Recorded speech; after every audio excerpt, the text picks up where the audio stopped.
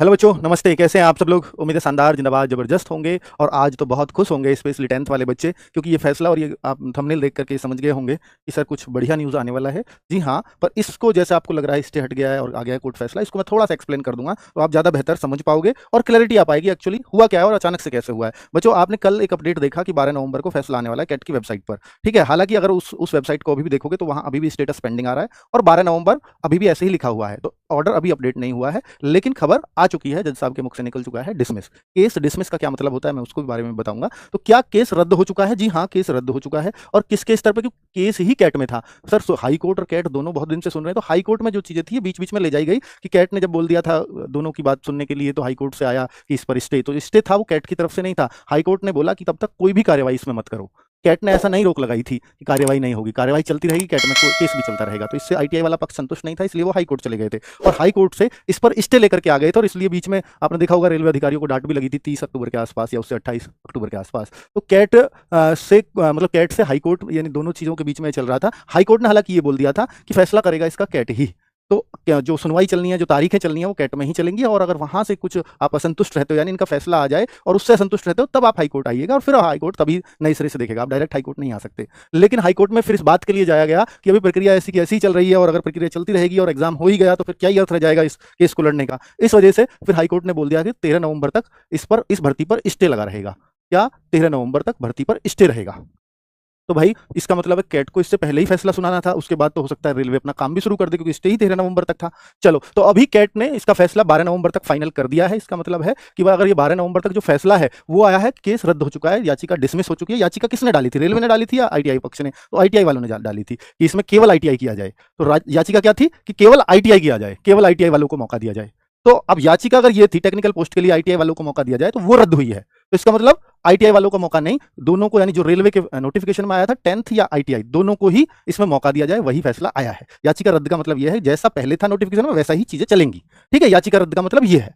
ठीक है, अब आगे, अब बच्चों ये जो है ना, क्या भर्ती पर स्टे कब तक लागू रहेगा? तो 13 नवंबर तक तो वो लागू रहेगा ही रहेगा। अब बात ये है कि 12 नवंबर का कोर्ट का ऑर्डर लेकर के कैट का अब रेलवे जा सकता है हाई कोर्ट। अब तक आईटीआई पक्ष जा रहा था, अब रेलवे भी जाएगा कि अब इस पे जो है 13 नवंबर को ही कि भाई हम पे ये रहा जी फैसला, क्योंकि 13 नवंबर को मान लो हो सकता है सुनवाई हो या ना हो, जो भी है, या रेलवे नई याचिका दायर करे कि अब जो है ये हमारे पास कैट का फैसला है और 13 नवंबर तक वैसे भी आपका स्टे ही था और अब ये फैसला आ चुका है, तो अब स्टे का कोई मतलब नहीं रह जाता। हालांकि जो दूसरा पक्ष है वो इस बात के लिए भी जा सकता है कि इस स्टे को एज इट इज कंटिन्यू रखिए, हमारे केस में हम अपने उस फैसले से संतुष्ट नहीं है और फिर से मतलब इस कार्रवाई को, इस सुनवाई को कंटिन्यू किया जाए और हम हाई कोर्ट में हम इसको चलाना चाहते हैं। तो हो सकता है दूसरा पक्ष उस वे में भी जाए, पर क्या उस बिहाफ पे स्टे लगा रहेगा? नहीं, मुझे नहीं लगता कि अब उस बिहाफ पे हाई कोर्ट में स्टे कंटिन्यू रहेगा, क्योंकि एक बार एक कार्रवाई हो चुकी है, अर्थात पूरी जो तारीखें हैं, जो पूरा सुनवाई थी, वो अच्छे से हियरिंग वगैरह हुई है।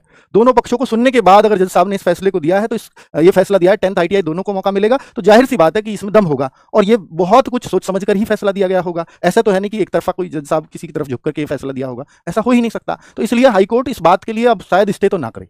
ठीक है, स्टे को कंटिन्यू तो ना करे, क्योंकि ऐसा नहीं कि इनके केस में जान नहीं थी। लेकिन पहले जिस बिहाफ पर यह स्टे किया गया था, मैं आपको बता देता हूं कि वो इस बिहाफ पे किया गया था। एक शॉर्ट नोटिस आया था, शॉर्ट नोटिस, और एक फुल नोटिफिकेशन। मैं आपको वो पूरा केस समझा रहा हूं कि स्टे किस बात पर मिला था। शॉर्ट नोटिस जो आया था ये 28 दिसंबर को आया था, 28 दिसंबर 2024 को, और ये जो फुल नोटिफिकेशन आया ये 22 जनवरी को आया है।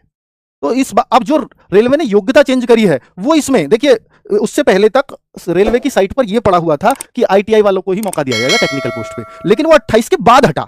वो जो नोटिस था रेलवे का, जो है साइट पर जो नोटिस था, उस वजह से लड़ाई है। अगर ये नोटिस 28 दिसंबर से पहले हट गया होता, ये केस ही एग्जिस्ट नहीं करता, ये केस ही नहीं चल पाता। लेकिन ये जो नोटिस है ये करीब हटा 2 जनवरी को, साइट से कब हटा है? 2 जनवरी को। तो रेलवे वाले जो आईटीआई वाले बच्चे कह रहे हैं कि जब आपने नोटिफिकेशन ही दे दिया और उसके बाद आप हटा रहे हैं, तो इसका मतलब आपने भर्ती का नियम ही चेंज कर दिया।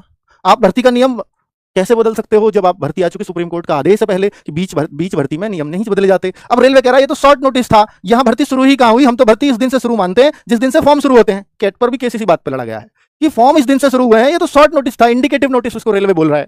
ठीक है, तो इस पर फिर लड़ाई कहां है? लड़ाई तो है ही नहीं। तो फुल नोटिफिकेशन यहां से, फॉर्म यहां से, तो नियम इसके बाद नहीं बदले जाएंगे, इसके बाद तो बदल सकते हैं, ऐसा रेलवे का कहना है। 1 जनवरी को उन्होंने साइन कराए थे रेल मंत्री साहब के।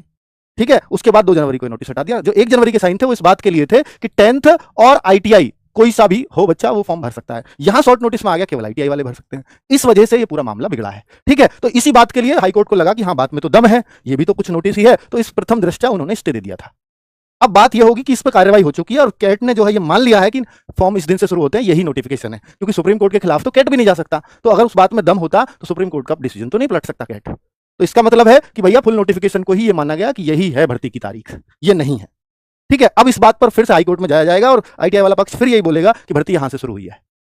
ठीक है, तो इस बात की जद्दोजहद है सारी, तो जो मैंने आपको डिटेल में बता दिया है। ठीक है, तो क्या एग्जाम 17 नवंबर से हो जाएगा? देखिए, भर्ती पर स्टे तो मुझे ऐसा लगता है कि जो मैं जितना समझ पा रहा हूं अपनी समझ से कि 13 नवंबर के बाद शायद भर्ती पर स्टे अब नहीं रहेगा। और जब 13 नवंबर के बाद भर्ती पर स्टे नहीं रहेगा और ना आगे मिलने वाला है, चाहे केस चले हाईकोर्ट में, वो बात अलग है, लेकिन अब भर्ती पर स्टे शायद नहीं मिलेगा और 17 नवंबर से एग्जाम होगा कि नहीं होगा इसके चांसेस बहुत कम है। उसका कारण है कि 10 दिन पहले आपको स्टेटस देना पड़ता है रेलवे को कि भैया यहां यहां आपका एग्जाम सिटी है, ये गया है, जिससे बच्चा अपनी तैयारी कर ले, आने जाने का रिजर्वेशन वगैरह करा ले। तो उतना तो एक नियम ही है। तो अब उससे पहले अगर रेलवे आज भी दे दे तो भी तो 5 ही दिन पहले दे रहे हैं। तो इसका मतलब 17 से तो नहीं हो सकता, चाहे रेलवे की पूरी तैयारी ही क्यों ना सही।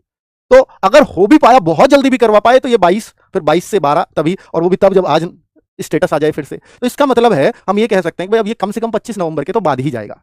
कब होगा? 25 नवंबर के बाद ही जाएगा और मोस्ट प्रोबेबली अभी दिसंबर में चला जाएगा। रेलवे इसको करवाने की जल्दी इसलिए करेगा कि ठीक है, जब स्टे नहीं है तो अपनी भर्ती प्रक्रिया को चालू रखते हैं, तो वो इसको डिले बिल्कुल नहीं करना चाहेंगे। आपने देखा होगा वो तो सब कुछ होते हुए भी, स्टे होते हुए भी स्टेटस वगैरह सिटी वगैरह जारी करने लग रहे थे, वो कोर्ट की फटकार लगी हाई कोर्ट की, शायद तब वो रुके हैं, है ना। तो ये कुल मिलाकर रेलवे को तो इस भर्ती के लिए बहुत जल्दी है, क्योंकि उनको अगला नोटिफिकेशन में निकालना है ग्रुप डी का। तो आईटीआई पक्ष के लिए एचसी व एससी का विकल्प, यानी हाई कोर्ट और सुप्रीम कोर्ट के विकल्प अभी खुले हैं। पहले हाई कोर्ट जाएंगे, हाई कोर्ट से मान लो या वहां भी हारते हैं तो फिर सुप्रीम कोर्ट जाएंगे। ठीक है, तो इस तरह से अभी प्रक्रिया है, पूरी चेन है। लेकिन अब आपकी भर्ती प्रक्रिया उम्मीद है 99% की अब वो चलती रहेगी, उस पर अब कोई चांस नहीं है कि वो रुके, मतलब 1% ही चांस है। हालांकि देखिए, आपको लगता होगा सर हाई कोर्ट तो फैसला पलट सकता है, सुप्रीम कोर्ट तो फैसला पलट सकता है, पलटने वाले आप केस सुनते होंगे, लेकिन पलटना अगर रियल मायनों में देखोगे ना कि कितने कोर्ट के डिसीजन, लोअर कोर्ट के डिसीजन, अपर कोर्ट कितने केसेस में पलटता है इस टाइप के, तो 10% से ज्यादा रेशो नहीं आएगा। तो मतलब अगर ये आप यही मानते हो ना कि सर अभी तो हाई कोर्ट है, सुप्रीम कोर्ट, तो भी वहां चांस सब आईटीआई वाले के फेवर में सिर्फ 10%, ये सच्चाई है। ठीक है, 90% अभी 10th की तरफ झुका रहेगा केस। ठीक है, चलिए, तो अब आप लोगों को क्या करना चाहिए? मैं तो ये कहूंगा कि भाई अब आप लोग अपनी तैयारी करना शुरू कर दीजिए, क्योंकि केस आप बहुत खेल लिए, बहुत चल लिया, बहुत परेशान हो लिए। मुझे लगता है कि एकदम से अब एग्जाम डेट मान लो 25 नवंबर ही आ गई, अब कर क्या लोगे? अब तक इसलिए नहीं पढ़ रहे थे कि हमें पता ही नहीं था सर होगा भी एग्जाम या नहीं होगा, पर अब आपको एक इंडिकेशन है कि अब आप अपनी तैयारी करते रहिए, क्योंकि यहां आपको जिस तरह से दिखा दिया गया था 10th वालों के तो गए, इस तरह से चीजें चल रही थी, तो वो सब ऐसा है नहीं कुछ भी। ठीक है, ऐसा आपके लिए मतलब सरकार खड़ी है, रेलवे खड़ा है, पूरा आपकी तरफ से केस लड़ रहा है, आप तो लड़ ही नहीं रहे, 10th वालों को तो कोई मतलब ही नहीं है। और फिर भी भैया आप जो है इस तरह से चीजें मतलब उस तरह से लेकर के चल रहे हो, पता नहीं क्या होगा कैसे होगा। भाई आपको कुछ सोचना ही नहीं है, आपको सोचना है कि मुझे अपनी तैयारी करनी है। यहां मैं मान लेता हूं कि 10% ये चांस है कि आपके फेवर में नहीं आया, आपको ये मौका नहीं मिला, पर क्या वो तैयारी खराब चली जाएगी? नहीं जाएगी, है ना। तो इसलिए आपको वो तैयारी तो कंटिन्यू करते ही रहना चाहिए। और नेक्स्ट भर्ती में तो शायद अब चांस रहेंगे ही नहीं कि आईटीआई, केवल आईटीआई वाला आए नोटिस, क्योंकि नेक्स्ट भर्ती में तो ये अब श्योर होकर के चलेंगे, क्योंकि रेल मंत्री जी के अब साइन इस बात के हैं कि 10th और आईटीआई दोनों को मौका दिया जाए। चलिए, तो कुल मिलाकर के केस का जो पूरा सॉल्यूशन है, जो मुख्य मुख्य बातें थी, मैंने आपको बड़े शॉर्ट वे में बता दी हैं और फुल डिटेल में भी सारी चीजें मुझे लगता है डिस्कस हो गई हैं। तो अभी आप अपनी तैयारी पर कृपया करते रहिए। थैंक यू वेरी मच, नमस्ते।